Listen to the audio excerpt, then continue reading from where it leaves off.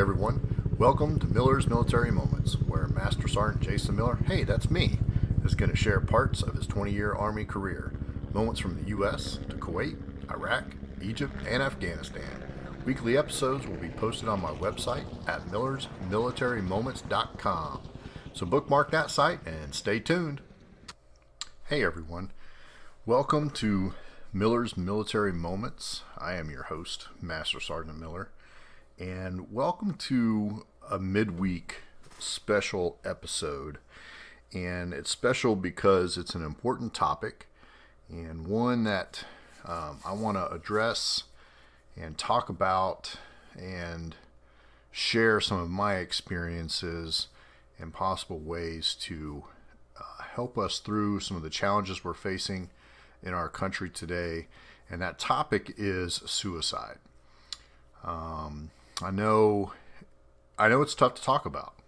It is. It's tough to talk about. It's tough to deal with. But we have to. We have to talk about it, and so that we can acknowledge that it's an issue. And many people do acknowledge that it's an issue, but struggle with what to do about it. How do we save people from taking their own life? And it's hard. And I'll tell you right now that we're not going to save them all. Okay, so that's unfortunate. But look, I can have a crystal ball and all the answers in the world, and we're just not going to save them all. But I think we can try as hard as we can. And and this isn't just directed for veteran suicide, even though I do have some insight to some of those experiences and some of the things that prevent soldiers from seeking help and assistance. But some of the stuff that I've learned and discovered through my own journey really can apply to anyone that has thoughts of taking their own life. So, hey, if today's episode, if we can take anything from this and save one person's life, then I'm all for it. And that's why I'm willing to share my story and experiences with the hope of helping others out there. So I want to share my experiences with PTSD. I've been diagnosed with chronic PTSD, depression. I have had suicidal thoughts in the past. Obviously, I've not done it. I'm here. But I want to talk about, PTSD, depression, suicidal thoughts, and really maybe kind of focus on the PTSD portion at first, because PTSD is not only people in the military either, like post-traumatic stress disorder. So you can have mental health challenges from any type of event that caused trauma. So again, this isn't just military, but in my past 20 years, obviously I've been in the military, so I've been around a lot of traumatic events. But what I also want to talk about is that not everyone is the same. So while that seems obvious, not everyone reacts to traumatic events in the same manner. So for example, there's people that have seen way worse stuff than I have and exposed to worse stuff than I have that have no symptoms, and they're just good to go. There's people that have seen way less than I have and experienced way less, and they have a lot more extreme symptoms than I do. So my point is, we talk about not judging people in a lot of areas in life. Well, this is just another one. So we can't judge somebody's perceived level of PTSD or how we think they should feel about an event. We don't know. We don't know how their mind works. We don't know how it really has impacted them, what has come before this event, what's been done after. So while it may seem like a minor event to some, it can really be a huge event to others. So you've got to keep that in mind when you are, around people that, may be experiencing depression or have suicidal thoughts or PTSD or any of those types of things. You just don't know. Treating them like a human, being compassionate, being empathetic are just, I just can't overstate that enough. And just being there for them and trying to understand without judging them is a great first step. So, with that being said, I want to talk about what went through my mind and how I recovered and how we can help others. So, some things that I've learned through my therapy over time, and that has helped me. Also reading books on the subject while I was, healing and getting better. Hopefully, I can share some of those things on how I think we can help others. Some of this, I'll tell you, is not groundbreaking, earth-shattering news, meaning it's not that different than what we've heard, but we've got to do better at actioning it.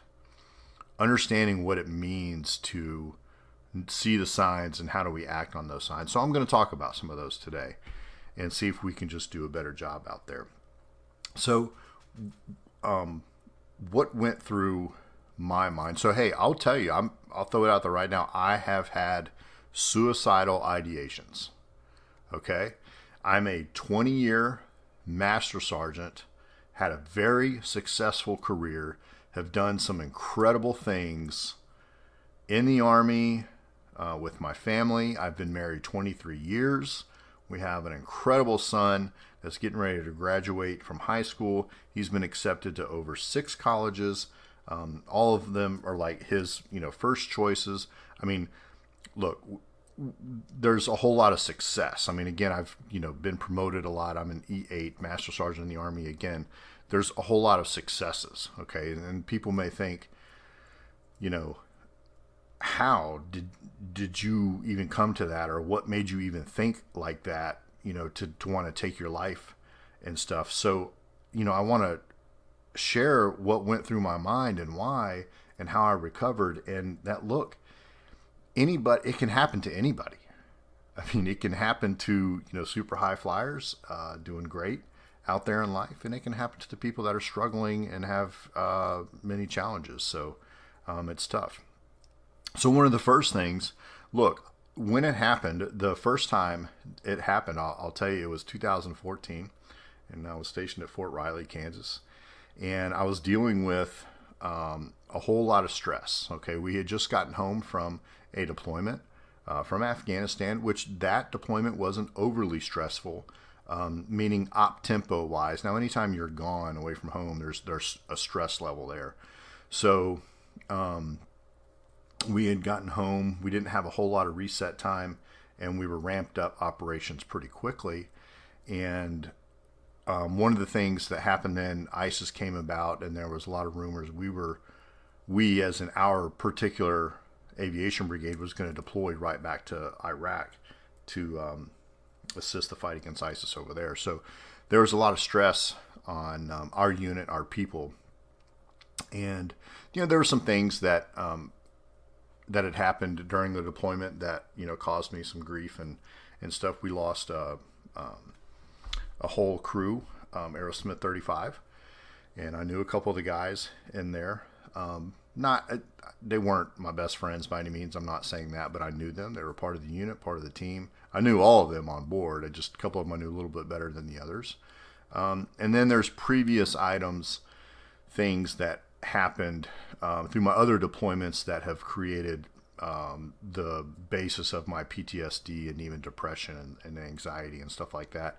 So at this particular point, the stress level is what really got amped up, and it started to create a lot of other behavior health mental reactions. So lack of confidence in myself, you know, then the depression starts taking over because I don't have the confidence because I'm overstressed, make some mistakes and trying to get, operations done, taking care of new soldiers, equipment, all this kind of stuff.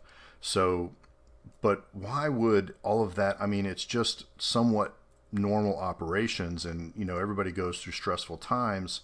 And so why would I want to take my life? Well, and this is my insight to why. And I'm not saying this is everyone's out there, everyone's insight, but I do believe from talking to others that there are very similar insights, very similar thoughts from them and how they thought, through some of my therapy sessions and talking to other people. So look, the first thing is we didn't want to fail. We don't want to fail. When you look at how I've performed in my career, I've done very well. And really, I've always executed and done the job. So, meaning I didn't fail. And here I'm presented with what seemed to be an insurmountable obstacle in resetting our unit, along with preparing to deploy again very quickly. But I didn't want to fail. So I was scared, like, holy crap, what am I going to do? And what does that mean to fail? And how are people going to think about me? And part of the other thoughts that start going through my mind were, because I feel like I'm failing in certain areas, I wasn't able to accomplish everything the way I'm supposed to, so now I'm afraid that, and obviously I'm stressed, I'm worried about other things, and, so why don't I go get help during this extremely stressful time? And I can feel that I'm not, performing well. I'm very agitated, very angry about a lot of things. Nothing is going well. And, why don't I go get some help? I feel paralyzed at times, like almost, mission paralysis. Like I can't even react to things. I can't, figure it out. Like I don't know. I don't know what to do. And so when things like that start happening, and basically, why don't I want to go get help? Well, so I don't feel valuable. I didn't feel valuable to the team anymore. If I have to leave the fight, then somebody else, and look, there's not, and I was a Sergeant First Class at the time, platoon sergeant, so I'm in charge of, 30 people, lots of equipment. There's not just another Sergeant First Class that can step in and do that job. Yes, somebody can step up, but that means that they just left their position and it's a trickle-down effect, right? So, you're taking me out of the fight, so to speak, so now I don't feel valuable. And I feel worthless to the team. And one of the challenges in the military, at least definitely with the Army, when we start talking about going to get help, initially, to get help, especially if you are suicidal, you have to be escorted to go get help. So that means we have to take somebody else out of the fight too. And as a leader, look, I know this. I know that that's what's going to happen. So I also don't want to hurt the team anymore by doing that, by going to get help. And then now I need somebody to escort me because I'm now a burden to the unit. So now they've lost 2 people out of the fight. When, look, we can talk about how the leaders and people in the Army will put their people first and always, take care of them no matter what. You and your health come first and your family comes first. But the reality is, from what I've seen, is the mission goes on no matter what. Yes, they may get me the help that I need, but what is happening is there's 1 to 2 less people performing those duties to help get the mission happen. So now I've created a burden on other people to get my job done. So I don't feel valuable. I'm feeling worthless because I can't do this stuff. And now I don't want to be a burden to the team, to the unit. So I don't want to go get help. So now I really have no idea what to do. I'm distracting from the mission. I'm becoming a burden now in my own, mind. Now look, is some of this really true? Is it reality? Probably not. But I'm explaining to you my thought process and others that have thought like this and why we don't go get help. Not to mention the other long-term aspect of there is that feeling, the perception of, it hurting your career. And now look, if you really have a lot of medical issues and challenges, you can be medically retired from the Army. You don't necessarily get kicked out so with nothing. I don't want anybody to think that is what would happen. Now, some people think that that's what would happen, and I'll tell you, a lot of junior soldiers think that that's what would happen, but it's not true. If you have medical issues and challenges to include PTSD, depression, suicide, all those things, they'll put you through a medical evaluation board, and there's a chance you could be medically retired. So it's not like you're going to just lose everything. And when we talk about losing everything, really there's that financial secure side to that. If you stayed in for the 20 years, and if you stay in for 20 years, you typically get 50% of your base pay for your retirement, and you have relatively expensive health care for you and your family, for the rest of your life. So there are some, financial reasons you want to stay into that point. And so and I'm here to tell you, there are people in the Army, they call themselves leaders, they're in management positions, they're senior NCOs, senior officers, that make people feel like the Army is the only thing that is for them. That's the only thing in their life. I'm here to tell you that. So that gets down to the soldiers. So if they feel like, oh man, I'm so sick, or I need help, what if I get discharged? Then I have nothing. Even if I get medically retired, I can't do anything in the Army. I'm going to be nothing. I'm going to do nothing. And this is horrible. So I'm just going to suck it up and just keep driving on and do whatever I've got to do. Well, that's wrong. And that's the wrong attitude, but I'm telling you it happens. People, say that all the time. But it's not the end of the world.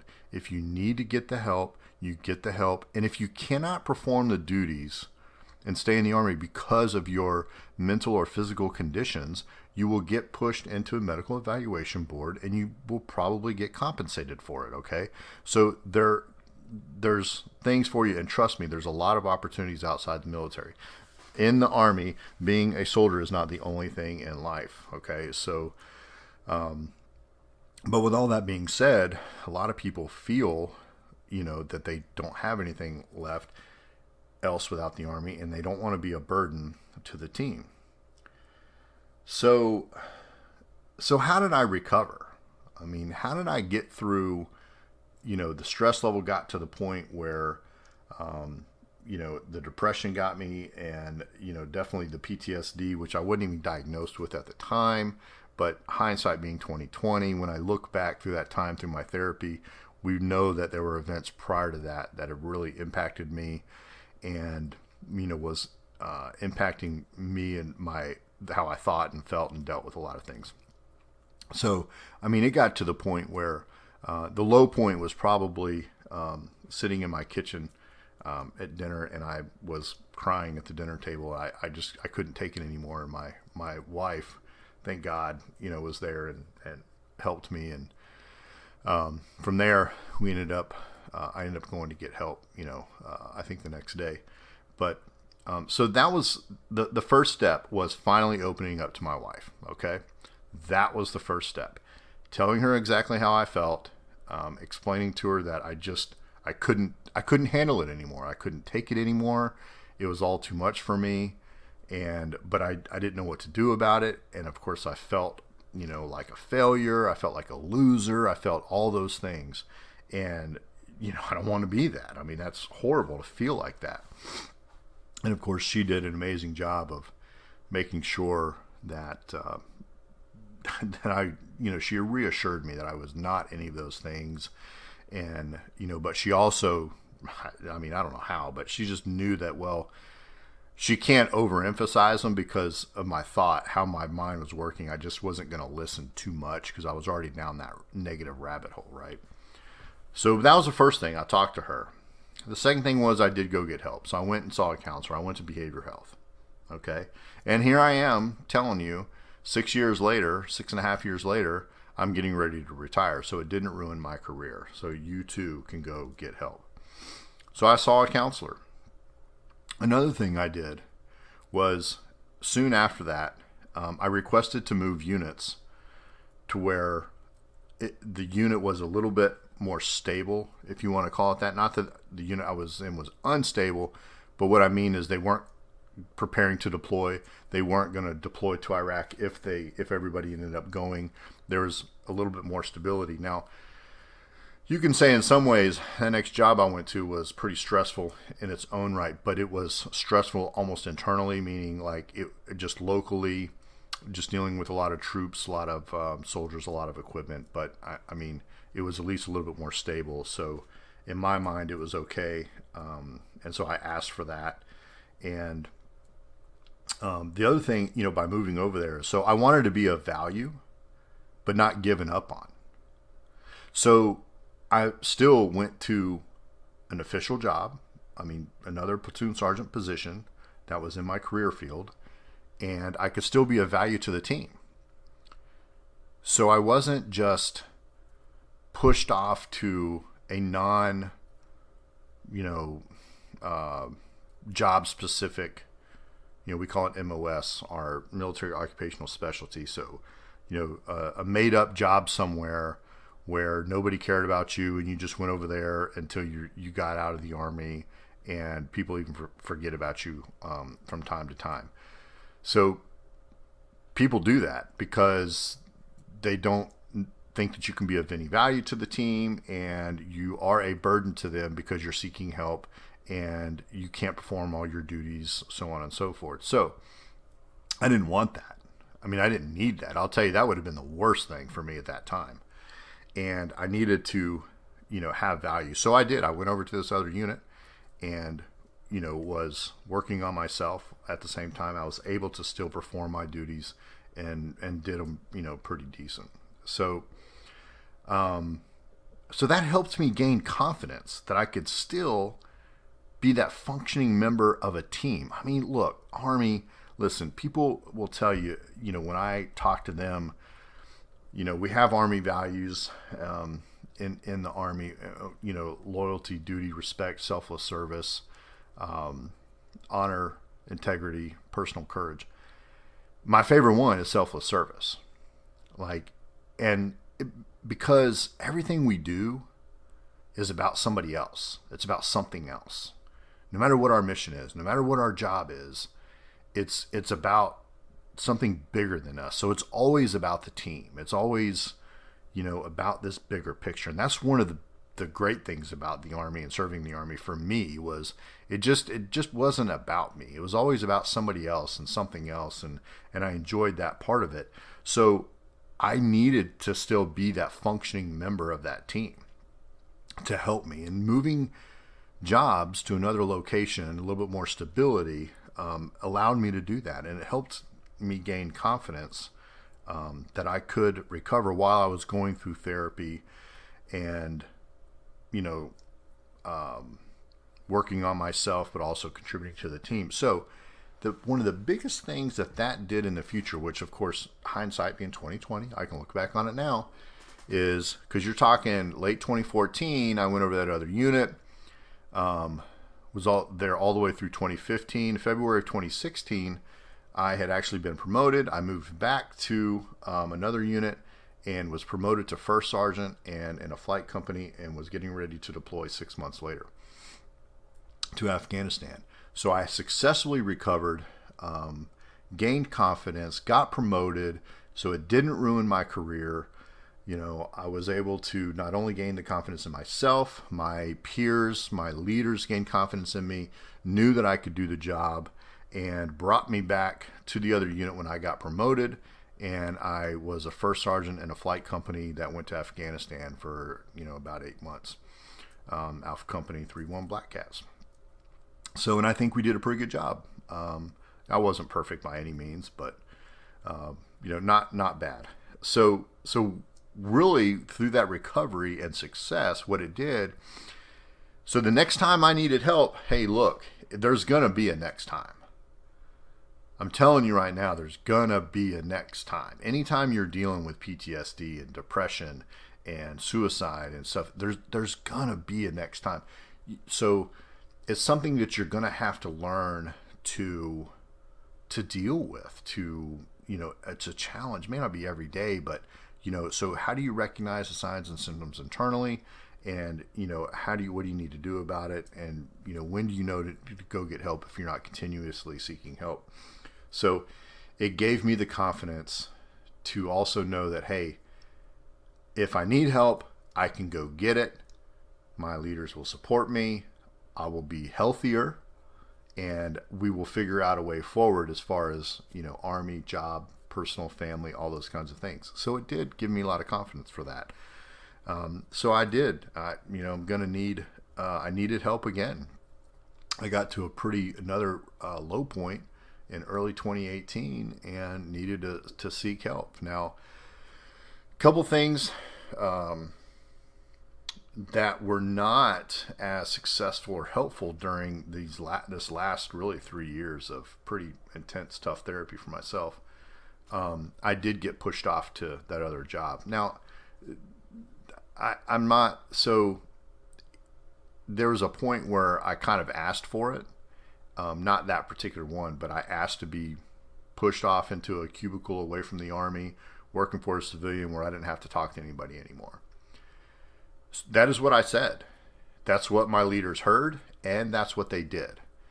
Instead of really talking to the doctors and the therapists and really me also and figuring out what was the best action to take. Because isolating me like that, even though I said I wanted it, I didn't really want it. It's just in my mind, I thought, gosh, I don't want to be around these people. I can't take this anymore.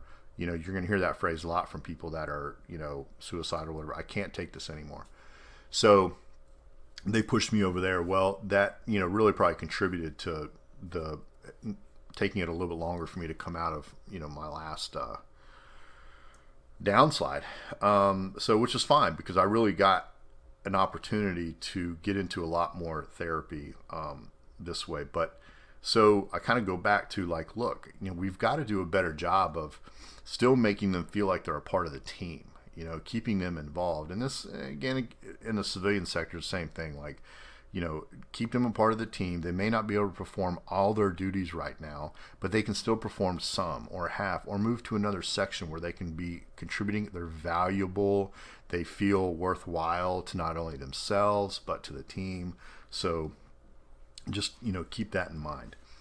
So one of the things, here are a few of the things really, how can we help those people that are, thinking of taking their life, want to take their life, and have maybe even tried in the past to take their life? We'll talk about the signs, right? And a lot of people we've talked about that for years, we as in a society. And, there are some basic ones. They're wanting to give away a lot of their possessions. They start referring to themselves in the third person. Sometimes they'll come out and just say it, not very often. They stop doing the things that they normally do. And that's really a big one to me. So if they stop doing things that they normally do, whether it be for work, pleasure, family, going to play golf, working out, playing their video games, whatever it is that they do, and they're not normally doing them, that definitely is a sign. But so we've talked about that for years, but how do we figure that out? How do we know, and who are the ones that are supposed to know? Well, one of the things that I've learned, and through my therapy and through reading and different stuff, is look, we've got the inner 3 to 5 people. The closest 3 to 5 people to that individual are going to be the ones that see and hear and feel those signs. And they're the ones that have to react to it. So it could be family, all right? And, in my case, it was definitely my wife. It could be family, but it doesn't have to be. And especially, when we look at, like in the Army, we've got single soldiers that live in the barracks. It's like a dormitory style living, but I'm here to tell you it's not as social as you might think. A lot of people can be very isolated in the barracks. So, and they may not live near their teammates that they work with. So that can be a challenge too. So those close inner 3 to 5 people are the ones that are going to make the difference. They're the ones that are going to see the signs. They're the ones that need to act, need to talk to them, and when you talk to them, it's more than, hey, are you okay? I mean, when you ask them yes or no questions, it's going to be easy for them to say yes, no, whatever. I'm just sad. It's not a big deal. But if you combine those things with recognizing what they do and don't, what they are or are not doing, then you can really, kind of tell, like, look, you're not okay. Like, I know something's bothering you. So one of the keys is to hear some of the things that they're saying on a daily basis, and whether it's talking about giving their stuff away or talking about how they're not good at stuff and they just feel worthless or not valued. And that's where the inner 3 to 5 people look. You've got to make them feel valued in the short and long term. Let them know their worth. Let them know what they're worth to you as a friend, to you as a human being, to your neighbors, to the Army, to their teammates, to the civilians, to society, whatever it is. Let them know that they are worthwhile. Their life is worthwhile. So those inner 3 to 5 people are the ones that are going to make a difference. And I'm here to tell you, look, I appreciate those people that share on social media all the crisis lines and the suicide hotlines and all those things, right? And they share all those resources. And I'm not telling you to stop doing that. I mean, hey, share away, okay? But what I am telling you is that those, and I'm going to include myself, look, when I was at that point, we are not calling those numbers for the most part, in general, okay? When we're to the point where we want to take our life, we're not calling a number. We're not reaching out to those types of sources. It's that immediate 3 to 5 people that we care about and that we value their opinion of us more than anything else or anyone else. Which is why, you can put those messages out, but you've got to really look at your own inner 3 to 5 circle and, your own people that you're close to. How much do you text them? And I'm even talking outside the Army. I mean, friends, family. How much do you text them? How much do you call? Those people. Like, do you need to call them? Like, sometimes you can interpret their text. Like, meaning, they usually text more than this. I should make a phone call, or whatever. So do it. Do it. Make the call. Make the call, even if it's 2 minutes. I know so many people don't like talking on the phone. They prefer texting. And I'll tell you, I'm one of them. I really like texting. I'm not a big phone talker, but I do it. And I've really enjoyed connecting with a good friend of mine that I've served with several times at different places. Actually, the last couple months, we've talked several times, and it's been great. So, look, connect with them. Okay, we need you to reach out to us reaching out. Look, when we give that information, all those hotlines, and we say, if you need help, just reach out, and we'll make a post. We'll share our phone number, and we'll share our email. We'll say, just give me a call. Listen, we are not calling you. The ones that are sick, the ones that need the help, are not going to reach out. We are not going to reach out. I don't know how more clear I can say that. We need you to reach out to us. That inner 3 to 5 people. So look, I'm not saying if you're just barely casually friends with somebody on Facebook that you reach out to them, you don't really know them that well, or you haven't talked to them in 20 years because they were high school buddies. That might be kind of weird. Okay. If you are close to those people, you have to reach out to them. That's how it's going to work. That's how we're going to help people.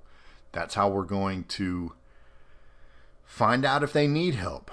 We're going to get them the help they need. We're going to let them know that we care. And I'll go back to really what I was saying at the beginning of, being compassionate, empathetic, and just supportive of these people. The inner 3 to 5 people are the way to help those not take their life. Those are the ones that have got to be there. Those are the ones that got to let them know, hey, you're worthwhile, you've got a lot of value, and you can do it. You can make it. We can get through this. And we need you to be a part of our life. So, thanks for listening to this midweek special episode. If anything I've shared today can help somebody, save somebody's life, that's great. And I hope it does. Seeking help from military people, listen, it doesn't have to ruin your career. It didn't ruin mine. I've sought the help that I needed. I got the help that I needed. Hopefully, I've showed you what kind of goes through people's minds, how they're thinking, how I recovered, and also how we can reach out and help those that need it. So look, if you've listened to my other shows, and listened all the way through my outro message, I talk about, look, if you have the ability to reach out and help. And if you need assistance, reach out and ask for it. But I know it's really, really hard to do that. So listen, we've got to be the ones to reach out to those that need that help and assist. Check on your neighbors, check on your friends. We've been going through a lot of stuff in this country in the last, year or so. So please reach out and check on everybody. Be a great human being, and let's make this place a better place to live. Thank you. Thanks everyone for listening and hanging out with me today on Miller's Military Moments. Don't forget to let your friends and family know about this podcast and our website. And you can find our website at millersmilitarymoments.com. Until next time, have fun, reach out if you need help, reach out if you can help, and make your part of the world a better place.